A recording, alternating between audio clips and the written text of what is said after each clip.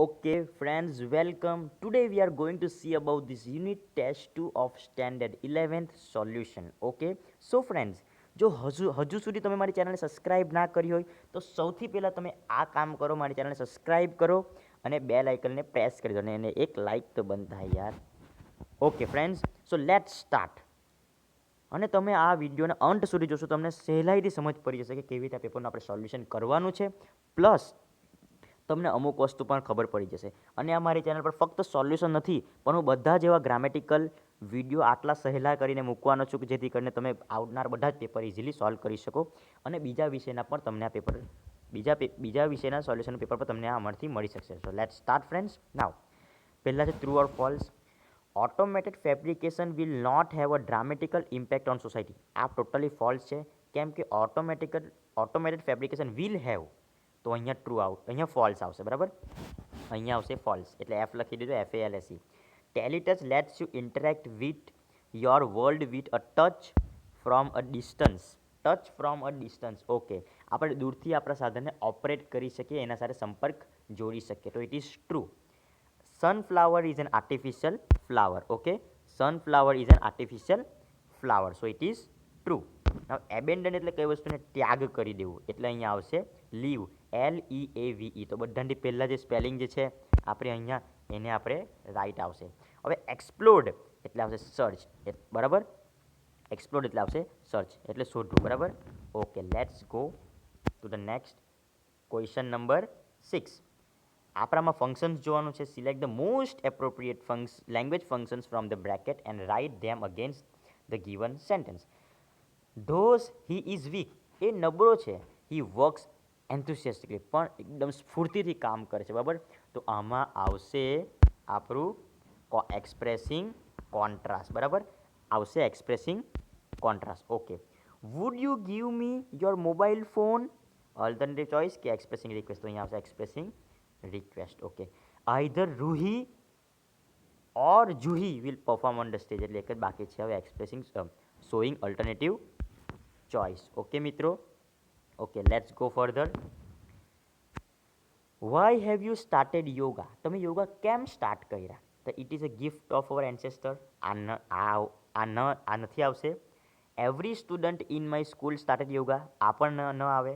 I have started yoga so that, અહીંયા જો so ધેટને ધ્યાનમાં રાખો, સો ધેટ એટલે શોઈંગ પર્પઝ, એટલે અહીંયા આપણો આન્સર આવશે question number C. Okay okay, ચાલો. રીટા શું કહે? Did Leena attend our annual functions? Kareena did Reena attend, તો શોઈંગ કોન્ટ્રાસ્ટ, વિરોધાભાસ દર્શાવવું. Though Leena was seriously ill, Leena seriously ill હતી. She attended the annual function, અહીંયા એકદમ વિરોધાભાસ છે. માંડી હતી, અહીંયા આપણને દર્શાવે છે કે માંડી હતી તો પણ એને એન્યુઅલ ફંક્શનની અટેન્ડ કર્યું, તો આ પરથી જ આપણને ખબર પડી જાય છે અહીંયા છે શોઈંગ કોન્ટ્રાસ્ટ. બરાબર. ઓકે ફ્રેન્ડ્સ, કોઈ 11. Arunima decided to climb mount Everest. હવે શું ડિસાઇડ કર્યું? તો વોટ ડીડ અરુણિમા ડિસાઇડ, તો આન્સરમાં આવશે અરુણિમા ડિસાઇડેડ. ડીડ છે એટલે અહીંયા ભૂતકાળ થઈ ગયું. Arunima decided to climb mount Everest, તો અહીંયા આપણો રાઈટ આન્સર છે બી. વોટ ડીડ અરુણિમા ડિસાઇડ, તો Arunima decided to climb mount Everest. Okay, sunflower tracks the son. Sunflower tracks the સન, શું ટ્રેક કરે છે? તો અહીંયા વર્તમાન કાળમાં હોવાથી અહીંયા does. What does sunflower track? બરાબર, what does C is the right answer. What does sunflower track, તો આપણને આન્સર મળી જાય છે કે sunflower tracks the sun. Okay, read the extract and answer the question. હવે વેર, જગ્યાનું નામ આપેલું છે અહીંયા where did Pranav get his B, કઈ જગ્યા, કઈ ઇન્સ્ટિટ્યૂટ? તો નિરમા યુનિવર્સિટી અમદાવાદ. બરાબર, એટલે પ્રણવ ડીડ આપેલું છે, જો ડીડ આપેલું છે એટલે ગોટ આવશે. Pranav got his BE degree from Nirma university Ahmedabad. Okay, આટલો આન્સર લખવાનો છે. ફરીથી એકવાર બોલું છું, Pranav got his BE degree from Nirma university Ahmedabad. Okay okay, આગળ જઈએ. From whom did Pranav get award? પ્રણવને એવોર્ડ કોના પરથી મળ્યું? ફ્રોમ આપણને આન્સર કેવી રીતે લખવાનું છે જોઈ લેજો કે પ્રણવ ગેટનું થશે અહીંયા પાછું got. Pranav got award from doctor APJ Abdul Kalam. Okay friends, ફરીથી એકવાર બોલું છું. Pranav got award from doctor APJ Abdul Kalam. બરાબર? ઓકે, આગળ જઈએ. ઓટોમેટેડ ફેબ્રિકેશન વાળું. Okay, which material does the industry use to make product? Which materials, કેવા પ્રકારના મટીરિયલ્સ વાપરે છે? Which materials does the industry use to make product? તો અહીંયા આપણને આપેલું જ છે કે રો મટીરિયલ. બિલ્ડ એટલે બનાવવું, બરાબર ને? 3 ડાયમેન્શનલ સોલિડ ઓબ્જેક્ટ. ફ્રોમ શાના માટે? ફ્રોમ શાના માટે? તો રો મટીરિયલ્સ. ઓકે, બરાબર સમજાઈ ગયું કે રો મટીરિયલ્સ માટે. ઓકે ઓકે, તો રો મટીરિયલ શાના માટે? સોલિડ ડિફ્યુઝન ઓફ પોલિમર્સ ને powder and other raw materials. Okay, એટલે રો મટીરિયલ્સ આપણે મેઇન આન્સરમાં લખી દેવાનું છે. વિચ મટીરિયલ્સ હતા? Which material does the industry use to make product? The industry use raw materials to make product. ફરીથી બોલું છું. ઇન્ડસ્ટ્રી યુઝ, તો industry uses raw materials to make product. What is the full form of autofab? બહુ interesting સવાલ આપણને પહેલાં જ આપેલું છે. Automated fabrication. So, what you write? The full form of AutoFab is automated fabrication. Okay friends, સમજાઈ જ ગયું હશે તમને. Next, where does Pranav belong to? Pranav ક્યાંથી બિલોંગ કરે છે, એટલે ક્યાંનો રહેવાસી છે? where does Pranav belong to? તો Pranab a native of Palanpur. આવું નથી લખવાનું. Pranav belong to Palanpur. Okay, સમજાઈ ગયું? નોર્થ ગુજરાત. બરાબર? Okay. What are the function of futuristic watch? Gear. Gear એટલે ઘડિયાળનું જે નામ છે, એના ફંક્શન શું છે, શું કરી શકે એ? બરાબર? તો આપણે અહીંયા આન્સર લખી દેવાનું છે કે ડિઝાઇન ધ ડિજિટલ વોચ. એટલે the function of the futuristic watch gear is that it, અહીંયા લખવાનું છે આપણે it lets you check message with a glance or make conversation 00 style. ફરીથી એકવાર બોલું છું. The functions of the futuristic watch gear is that it lets you. Okay, તો it લખવાનું છે પહેલાં, પછી લખવાનું છે it lets you check message with a glance or make conversation 00 style. Okay, અહીંયા આવી જાય very beautiful poem by Rudyard Kipling, the secrets of machine. અને એમાંથી આપણે સવાલના જવાબ લખવાનું છે ફ્રેન્ડ્સ. ઓકે, ચાલો. તો from where were the machines taken?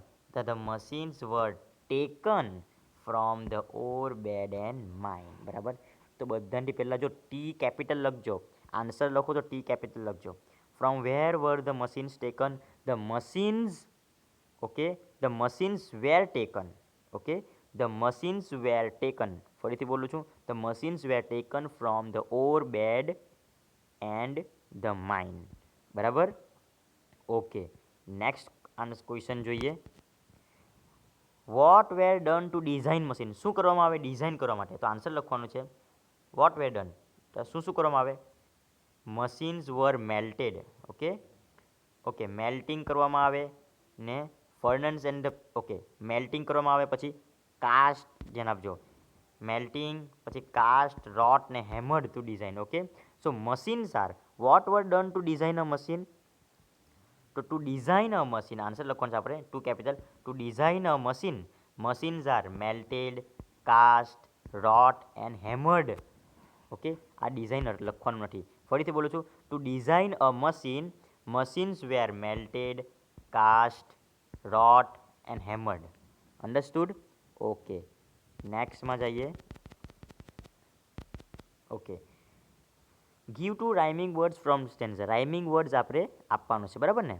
Okay, તો રાઇમિંગ વર્ડ શું છે? અહીંયા આપણને ખબર છે કે પીટ અને ફિટ. એક તો આપણને દેખાય છે, પણ બીજો આપણને શોધવામાં તકલીફ પડતી છે. બરાબર? તો બીજો શું આવશે? તો માઇન ને ડિઝાઇન. Mine, design. ઓકે, તો બધાથી પહેલાં આપણે બે લખી દેવાનું છે. માઇન, ડિઝાઇન ને પીટ ને ફિટ. આ બની ગયા આપણા બે રાઇમિંગ વર્ડ. ઓકે, ચાલો નેક્સ્ટ જોઈએ. Read the extract and answer the question. બરાબર? How were the snakes? Snake કેવા હતા? તો અહીંયા આપણને દેખાય છે how are the snakes, how are the snakes, તો અહીંયા આપણને દેખાય જ છે કે the snakes were indignant. Okay, indignant આવી ગયું. What did they do? They beat the flamingos.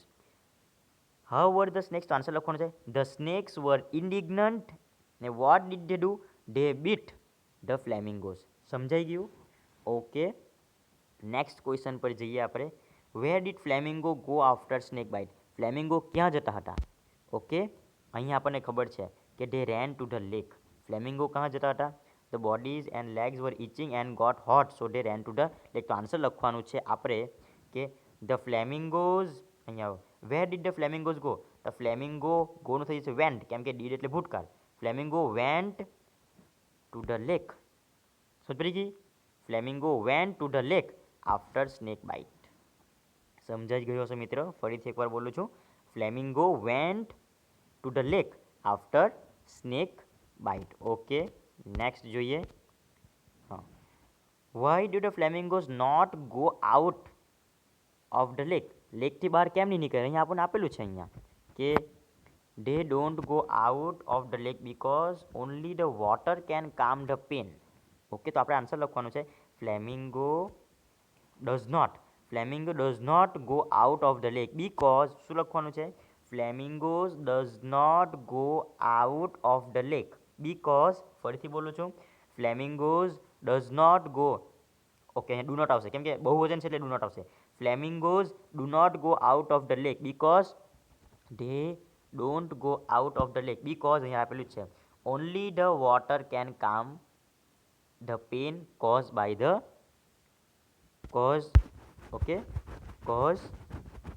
Bytes. ફરીથી એકવાર બોલું છું. The flamingos do not go out of the lake because only the water can calm the pain caused by the bites. સમજાઈ ગયું હશે મિત્રો? ઓકે, છેલ્લો answer છે. Okay, now what does the science say about young flamingo? વિજ્ઞાન શું કહે? The answer આપેલું છે the science say about the young flamingo that, પછી આપણે ધેટ લગાવવાનું, that young flamingos hatch with grey feathers but adult range from light pink to bright red due to bacteria. બરાબર, આટલું લખી દેવાનું આપણે, due to bacteria. બરાબર ને? Okay, so what does the science say? The science say about the young flamingos that young flamingo hatch with grey feathers but adult range from light pink to bright red due to bacteria and carotene. Okay, thank you friends. જો હજુ સુધી તમે મારી ચેનલને subscribe ના કર્યું તો subscribe કરો, લાઇક કરો અને તમારા મિત્ર સુધી આ વિડીયોને પહોંચાડો. અને તમને તમારા જ વિષયના, તમારા જ ધોરણના બધા વિષયના પેપરનું સોલ્યુશન પણ આ મારી ચેનલ પર મળશે. તેથી આ ચેનલને સબસ્ક્રાઈબ કરો અને મારી ચેનલ પર રહો. અને આવનાર બધા જ ગ્રામેટિકલ ફંક્શન્સ તમારા માટે હું એકદમ સરળ ભાષામાં લઈ આવીશ. Thank you.